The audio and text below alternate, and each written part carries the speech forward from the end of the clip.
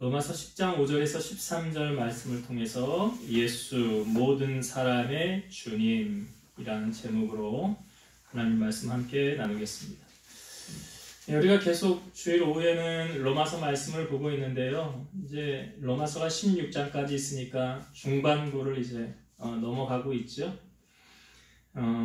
당시 로마서는 로마 교회를 향하여 사도 바울이 고린도에서 기록해서 보낸 편지의 내용이죠. 그래서 로마 교회는 특별히 어떻게 보면 양극화되어 있었죠. 이방인과 유대인이 공존하고 있었다. 그러니까 유대인의 법에 의하면 이방인과 같이 교제하는 것조차 법으로 금지되어져 있다고 그러잖아요. 그리고 음식의 문화도 달랐죠. 네. 그러니까 그 교회 안에 이렇게 참 하나 되어지기가 쉽지 않은 그런 상황 속에 사도 바울이 편지를 보낸 겁니다. 특별히 9장, 10장, 11장은 이 유대인들을 향하여 바울이 당신들을 향하는 나의 마음이 이렇다라는 걸 보여주고 있죠. 그래서 9장 앞부분에 1절부터 3절 부분에 보면 내가 하나님께 저주를 받아서 끊어질지라도 나는 당신들이 구원받기를 원한다 라고 말하고 있고요.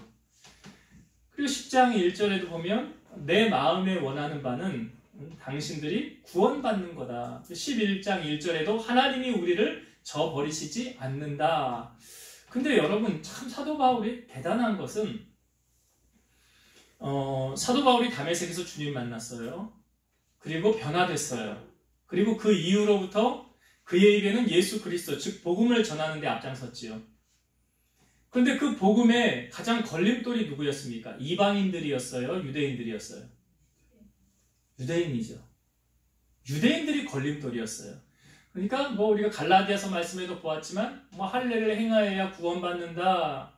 근데 아니잖아요. 하나님이 아브라함을 부를 때 아브라함이 먼저 하나님을 믿음의 의로 여겼더라. 믿음이 먼저거든요. 뿐만 아니라 이 유대인들은 바울을 죽이려고까지 작정했었죠. 우리가 사도행전 말씀을 나누었지만 거기 40명이 바울을 죽이기 전에는 우리는 입에 물도 밥도 되지 않을 것이다. 40명이 그렇게 결단해서 바울을 죽이려고 했어요. 근데 바울의 조카 생질이 그 사실을 알고 바울에게 이야기해줘서 그 위기를 또 모면하는 사건이 있었잖아요. 이처럼 사도 바울은 유대인들을 간절히 구원하려는 마음이 있었지만 유대인들은 바울을 어떻게 하면 없앨까, 어떻게 하면 죽일까 그런 계략을 짰던 사람들이 바로 유대인들이었다는 거죠. 그러니까 바울이 이런 복음에 대한 열정 이것이 없었다고 한다면 유대인들 당신들 지옥 가든지 말든지 나는 신경 안 쓸란다. 너네들 알아서 해라 라고 했을지도 몰라요. 그러나 바울은 삼층천에 갔다 왔고 본인이 천국과 지옥을 확실히 있는 것을 경험한 자로서 목격한 자로서 그 결과를 심히 알기에 이것을 전하지 않을 수 없었다는 거죠. 그러니까 복음을 포기하지 않고 땅끝까지 전하는 증인의 삶을 바울이 하나님의 은혜를 체험하고 나보니까 나처럼 잘못 알고 믿는 사람들, 저번 주에도 열심은 있었으나 잘못된 열심이 있는 사람들, 복음의 소식, 예수 그리스도의 복음을 알지 못하고 자기의 의를 세우려고 했던 사람들을 향하여 바울은 이 복음을 전하지 않을 수 없었다라는 거예요. 특별히 유대인들은 자기에게 행했던 이 모든 것들이 정말 원수와 같지 않습니까?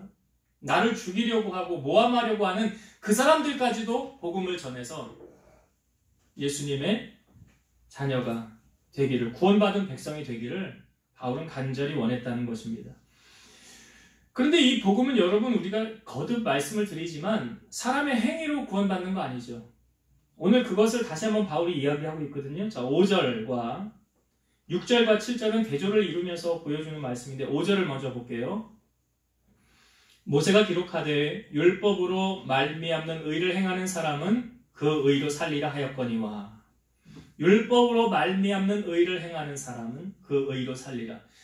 여러분 불가능하다는 것을 아시죠? 율법을 다 지킬 수 있습니까? 없습니까? 다 못 지켜요. 다 못 지킵니다. 인간은 완벽한 존재가 아니기 때문에. 그래서 율법으로 의를 지킬 수 없어요. 이거는 불가능한 사건이에요. 근데 유대인들은 마치 자기들이 이 율법을 다 지키는 것처럼 말하고 있지만 실상은 그러지 못하죠. 그러니까 율법으로 의를 다 이루지 못하기 때문에 이 땅 가운데 누가 오신 거예요? 예수님이 오신 거죠. 자, 6절과 7절을 보겠습니다. 믿음으로 말미암는 의인은 이같이 말하되 내 마음에 누가 하늘에 올라가겠느냐 하지 말라 하니 올라가겠느냐 함은 그리스도를 모셔 내리려는 것이요 혹은 누가 무저갱에 내려가겠느냐 하지 말라 하니 내려가겠느냐 함은 그리스도를 죽은 자 가운데서 모셔 올리려는 것이라. 여기 믿음으로 말미암는 의인은 결국 누구를 통하여 얻을 수 있다는 거예요? 예수님을 통해서. 그러면 여기서 말하는 건 하늘에 있는 예수님을 모셔 내려와야 되느냐? 아니면 예수님이 죽으셨다가 부활하셨다고 했는데 죽었을 때 무저갱에 내려갔다고 했는데 그러면 그 죽은 자 가운데서 주님을 우리가 모셔 올려와야 되느냐? 믿음으로 말미암는 의인은 그러면 대체 예수님으로 말미암는다고 하는데 그러면 예수님을 하늘에서 내려와야 되냐? 아니면 무저갱에서 끌어올려야 되느냐? 이 말이 무슨 말입니까? 직접 주님을 만나야 믿음의 의를 얻는 거냐? 그 말을 하고 있는 거예요. 너 그러면 그죠? 너 예수님 봤어? 못 봤어? 그러니까 믿지 않는 사람들 가운데 믿는 사람들 너 하나님 봤어? 하나님 봤으면 나도 보여줘. 그럼 내가 믿을게. 이렇게 말하잖아요. 하나님 봤어? 못 봤잖아. 근데 뭘 믿으라고 그래? 그럼 너 예수님 봤어? 이 말이 지금 우리가 하는 말이 이 말이에요. 예수님을 우리가 믿음으로 의를 얻는다고 그러는데 그럼 예수님 나 보여줘봐. 내가 믿을게. 이런 사람들 있어요? 없어요? 주변? 있잖아요. 그럼 뭡니까? 다 핑계죠. 핑계예요. 있지 않으려고. 그런데 그것에 대해서 해답을 우리에게 주고 있어. 8절을. 해답이에요. 8절을. 8절. 그러면 무엇을 말하느냐? 말씀이 내게 가까워 내 입에 있으며 내 마음에 있다 하였으니 곧 우리가 전파하는 믿음의 말씀이라. 이게 답이거든요. 6절과 7절에 대한 답이 이거예요. 이게 보면 그러면 무엇을 말하느냐? 말씀이 내게 가까워 내 입에 있으며 내 마음에 있다 하였으니 말씀이 너의 입에 있고 너의 마음에 있다 하였으니 우리가 전파하는 믿음의 말씀이라. 이게 답인데 그러니까 여기서 말하는 이 말씀이라는 개념을 우리가 확실하게 알기 위해서 요한복음 1장 1절의 말씀에 보면 한번 찾아볼까요? 이거 확실히 증거를 하고 있으니까 한번 봅시다. 요한복음 사도행전 앞부분에 있는 요한복음 1장 1절. 이 말씀은 대체 무엇을 말하는가? 근데 여기서 답을 주고 있죠. 요한복음 1장 1절 말씀. 예, 찾으셨죠? 제가 읽어볼게요. 태초에 말씀이 계시니라. 이 말씀이 하나님과 함께 계셨으니 이 말씀은 곧 하나님이시니라. 말씀이 곧 뭐래요? 하나님이시라. 그러니까 여러분 하나님이 천지를 창조하실 때도 무엇으로 창조하셨죠? 말씀으로 창조하셨어요. 자, 한 절을 더 봅시다. 14절의 말씀. 14절. 말씀이 육신이 되어 우리 가운데 거하심에 우리가 그의 영광을 보니 아버지의 독생자의 영광이요 은혜와 진리가 충만하더라. 누구를 말하는 거죠? 예수님이죠. 말씀이 육신으로 되어 우리 가운데 거하시는 그분이 바로 예수님. 그렇다고 한다면 말씀으로 이 땅에 오신 분이 누구라고요? 예수님이에요. 그러면 오늘 우리가 읽은 로마서 말씀에 이 9절, 8절의 말씀에 말하는 이 말씀은 곧 누구를 말하느냐? 우리가 전파하는 믿음의 말씀이라 이 말씀이 곧 누구라고요? 예수님을 말하는 거예요. 그래서 부연 설명을 해주고 있죠. 9절. 오늘 읽은 본문에 로마서 10장 9절을 다시 봅시다. 9절. 네가 만일 네 입으로 예수를 주로 시인하며 또 하나님께서 그를 죽은 자 가운데서 살리신 것을 내 마음에 믿으면 구원을 받으리라. 여기 내가 만일 너의 입으로 예수를 주로 시인하며 이게 무슨 말입니까? 예수님이 나의 주인이십니다 라고 고백하는 걸 말하는 거예요. 그렇게 고백을 하고 또 하나님께서 그를 예수를 죽은 자 가운데서 살리신 것을 너의 마음에 믿으면 무엇을 얻는다고요? 구원을 얻는다. 그러니까 구원은 거듭 말씀드리지만 어떤 세상의 행위로 율법을 지킴으로 착한 일을 하고 구제함으로 얻는 것이 아니다. 구원은 오직 누구로만 얻는 거라고요? 예수 그리스도. 다른 방법이 없다. 구원을 얻는 다른 방법이. 여기 그러니까 보세요, 여러분. 아무나 예수님이 나의 주인이십니다 라고 고백을 할 수 있어요, 없어요? 세상 사람들에게 가서 따라 해보라고. 당신의 주인은 예수님입니다. 해보세요. 라고 하면 잘해요? 안 해요. 안 합니다. 못 합니다. 여기 그렇게 말하잖아요. 내가 입으로 주를 시인하며 예수님이 나의 주인이십니다 라고 입으로 시인하고 또 마음으로는 어떻게 해요? 믿어지는 거예요. 뭐가? 예수님이 십자가를 지셨어. 누구 때문에? 나 때문에. 나의 죄 때문에 십자가 지셨어. 주님이 죽으심으로 나의 죄가 사해진 거야. 그래서 우리가 죄사함 받은 거 아니에요. 죄인이었던 우리가 의인으로 바뀌어진 게 누구 때문에 가능한 거예요? 예수님으로. 그것을 내가 믿는 거죠. 내가 믿으면 어떻게 된다? 구원을 얻으리라. 자, 10절을 보세요. 10절. 사람이 마음으로 믿어 의에 이르고 입으로 시인하여 구원에 이르느니라. 사람이 마음으로 믿어 의에 이르고, 그러니까 창세기 15장에 보면 하나님이 아브라함을 불러내셨을 때 하나님이 하신 말씀을 아브라함이 어떻게 했어요? 믿었잖아요. 그러니까 그 믿음을 하나님이 의로 여기셨더라 그러잖아요. 그러니까 우리가 그 믿음으로 그것을 의로 여기시고 또 입으로 시인하여 구원에 이르느니라. 그러니까 여러분, 믿음의 결과가 무엇이냐면 오늘 말씀에 보면 세 가지를 우리에게 알려주고 있어요. 믿음의 결과가 첫 번째가 구원이에요. 그러니까 구원은 어떻게 간다고 그랬어요? 그러니까 뭐 나는 구원 열차 올라타고서 하늘나라 가지요. 뭐 이런 노래도 있고, 구원은 돈으로도 못 가요. 하나님 나라. 힘으로도 못 가요. 하나님 나라. 거듭나면 가는 나라. 하나님 나라. 믿음으로 가는 나라. 하나님 나라. 그러니까 믿음으로만 갈 수 있는 거예요. 무엇을 믿음으로요? 말씀을 말하고 있죠. 예수 그리스도.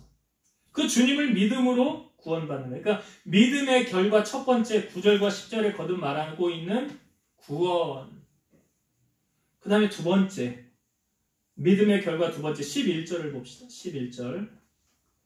성경에 이르되 누구든지 그를 믿는 자는 부끄러움을 당하지 아니하리라 하니. 부끄러움을 당하지 아니하리라. 이게 수치를 당하지 않는다라는 말인데 이사야 28장 16절의 말씀을 바울이 인용한 거예요.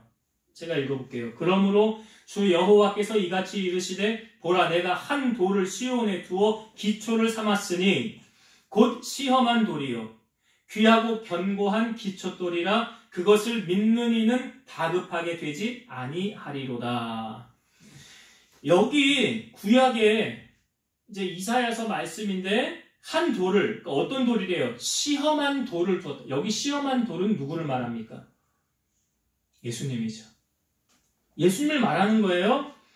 그 예수님을 말하는 건데 귀하고 견고한 기초돌이라 그것을 믿는 이는 다급하게 되지 않는다. 여기서 말하는 그것이 뭐예요? 예수님이잖아요. 그러니까 예수님을 믿는 사람은 부끄러움을 당하지 않는다. 이 다른 말로 무엇을 말할까요? 수치를 당하지 않는다라는 말도 맞지만 부끄러움 당하지 않는다는 것은 실패 없이 꼭 구원을 받는다는 뜻. 실패하지 않고. 그러니까 하나님 실수하지 않지요. 실수하신 하나님이 아니에요. 그러니까 하나님의 선택하심 받은 사람들은 어떠한 경우에도 하나님이 그를 버리거나 놓지 않고 반드시, 이거 뭐냐면 성도의 견인이에요. 성도의 견인. 마지막까지 인도하시고 놓지 않으시는. 택한 백성을 이게 수치를 당하지 않는다 라는 의미 보여주고 있고, 믿음의 결과로 세 번째가 뭐냐면 믿음의 결과 세 번째 12절의 말씀을 봅시다. 12절. 유대인이나 헬라인이나 차별이 없음이라 한 분이신 주께서 모든 사람의 주가 되사 그를 부르는 모든 사람에게 부요하시도다. 주님께서 주께서 모든 사람의 주가 되사 주를 부르는 모든 사람에게 부요하시도다. 그러니까 영적인 지식을 얻게 된다. 그러니까 우리가 코끼리를 보지 않는 사람에게 코끼리를 설명할 때 부분적으로 보면 코끼리 설명이 잘 안 되잖아요. 한눈에 딱 보면 이렇구나. 근데 부분만 본 사람은 설명이 안 되듯이 우리가 주님의 그 깊은 은혜, 주님의 그 넓은 은혜를 다 체험한 사람에게 영적인 부요한 은혜를 주신다. 우리가 저번 주 말씀해 보니까 열심을 품기는 품었었는데 올바른 지식을 따른 것이 아니라라는 말씀이 있었어요. 하나님께 열심은 있었으나 올바른 지식은 따른 것이 아니더라.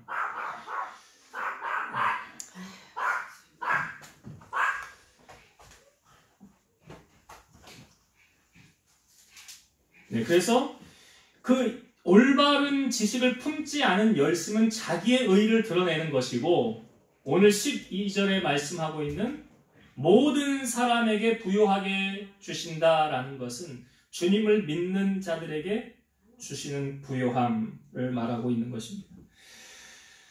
그래서 오늘 말씀 속에 주님은 모든 사람의 주님이 되신다. 결국 말씀을 정리하면 구원이라는 것은 율법의 행위로 되어지지 아니하고 우리가 주님을 만나는 통로가 무엇이냐?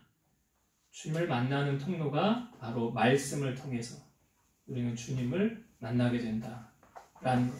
이게 답이고, 그래서 우리가 전파하는 믿음의 말씀이 그 말씀을 통해서 우리는 예수님을 만나게 되고 그 예수님을 증거하게 되고 그 예수님을 믿음으로 말미암아 구원받게 된다. 그래서 구원받은 믿음의 결과는 구원이고 수치를 당하지 않는다. 반드시 하나님이 꼭 구원하신다. 그리고 영적인 지식을 우리에게 허락하셔서 하나님을 알아가는 은혜와 깊이가 더해질 때 주님과의 더 긴밀한 교제와 사랑을 나누게 된다라는 것을 말씀을 나누었습니다. 이 말씀으로 좀 잘 새기셔서 우리 주변에 구원받아야 될 영혼들 복음을 잘 전하셔서 주님 품으로 인도하시고 마지막까지 주님의 증인으로 승리하는 성도님 되시기 바랍니다. 기도하시겠습니다. 살아계신 하나님 아버지, 율법의 행위로 우리가 의를 얻는 것이 아니라 주님을 만남으로 우리가 구원받은 백성이 될 수 있습니다. 예수님을 나의 주인이다 라고 입술로 고백하고 주님께서 십자가를 지시고 부활하신 것을 우리 마음에 믿으면 구원받는다고 했습니다. 이 구원의 진리를 우리만 알고 있을 것이 아니라 주변에 죽어가는 영혼들, 생명줄을 던져서 주님 품으로 인도하여 하나님께 영광을 돌릴 수 있는 우리 성도들이 되게 하시고 주님을 알아가는 그 은혜와 깊이가 넓어지고 깊어짐을 통해서 우리의 신앙이 더욱 견고해지게 하시고 우리 삶을 통하여 주님이 나타나지고 증거할 수 있는 우리 성도들이 다 되게 하여 주옵소서. 이제는 우리를 모든 죄악 가운데서 구속하신 예수 그리스도의 은혜와 하나님의 사랑하심과 성령님의 내주 교통 인도 역사 충만케 하심이 사랑하는 성도들 머리 위에, 저들의 가정 위에, 이 제단과 나라와 민족 위에 이제로부터 영원토록 함께 있을지어다. 아멘.